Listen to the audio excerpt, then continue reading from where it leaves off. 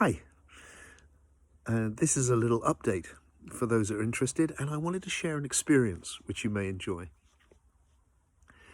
The updates are thank you to everyone for all of the support for my attempts to bring this big philosophy project to the world, which is reached a new phase now. So after whatever it's been, 10 years, I'm beginning to record the audio chapters of what I'm calling a pod book, a kind of love child between a podcast and a book. So that's happening, and it's going pretty well. I'm still learning a lot, and I'm quietly optimistic it'll come out this year, or start to, because it'll take a while. There's a lot of episodes. So thank you to everyone. I wanted to say that those of you who were thinking about coming to the conference I was asked to speak on at on consciousness in September, that's been cancelled, and it's cancelled because there were so few people booked, and I've noticed this as a massive trend, and it's because you can get so much information now for free on the internet. I think maybe there's also a question of when people don't feel they've got a lot of spare cash and all of that, but I think the big thing is, if you want to know what Tim Freke thinks, you can find out instantly online, and that's an amazing thing. But when I was thinking about that this morning and feeling, sad for the person who's put a lot of effort into organising the conference, is what you don't get is the experience. You get the information, but you don't get the experience, and that's particularly true, I see, with the retreats that we run, where you don't need to come and all the money and the time and the effort and accommodation. You don't need all of that to get the information. You can get that now, and I'm working hard, this big project, I'm going to give it away for free. Because, why not? If I can, I think, and people support me, and I trust that people will support me more, and I can do that. So why wouldn't you? But the retreats, you can't get that online. It's different. It's like people still go to music concerts because it's the experience, which is different to putting on iTunes. And it's the same with the retreats. It's like that's where you get the direct shift and the feeling. So that's not been cancelled. Our retreat in September is still happening, and I'm really looking forward to seeing who comes, who feels that call. And the other thing I thought I might do is I might share a little experience that I really like. For me, philosophy is experiential. It changes how I ideate and how I experience this being alive business. And one of the things that I've been playing with a lot is that what I'm experiencing here right now, what you're experiencing where you are, is the surface level of something that goes very, very deep. That behind the scenes, as it were, there's a whole infoverse which is running the show. A bit like when you look at your computer and you see the screen, and you could think, well, that's the computer, but it's not, is it? Actually, behind the scenes, there's the whole hard disk with all the programs running everything, of which the screen is part of that. It's not separate from that, but it's a small part of a much bigger system.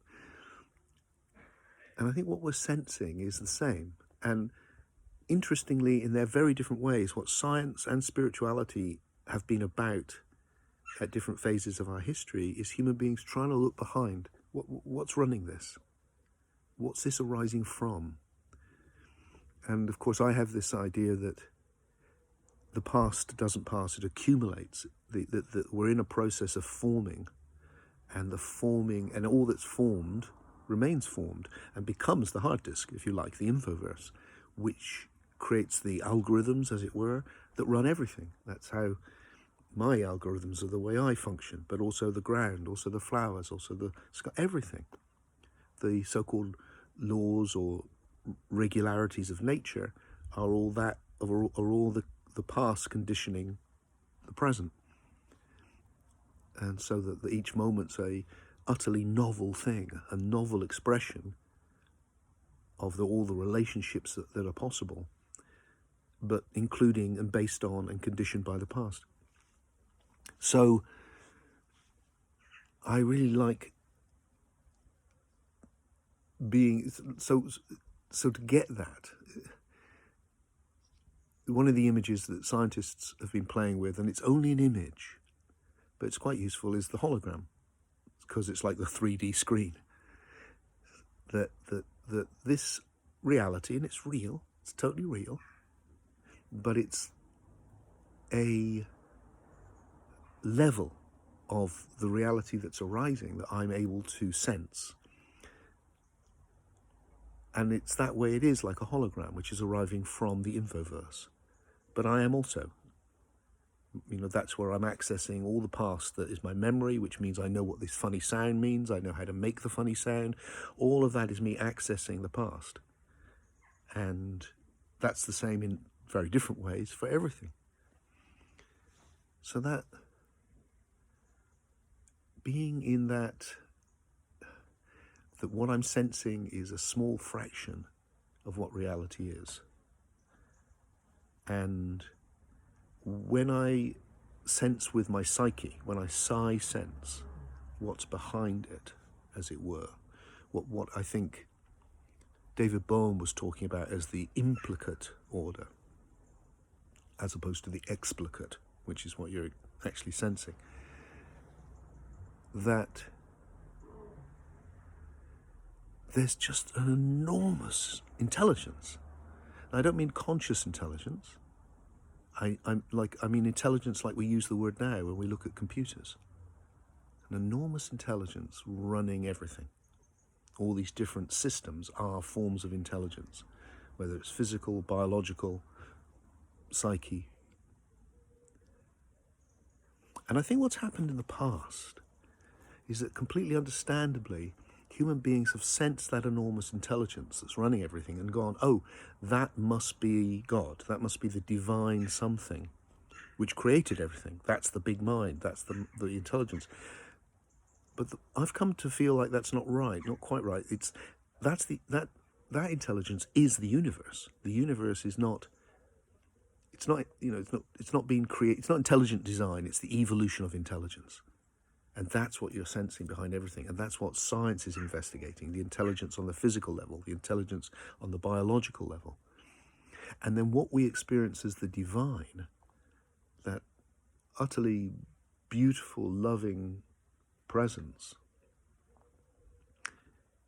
that's the universe having evolved to a place where it's a super system able to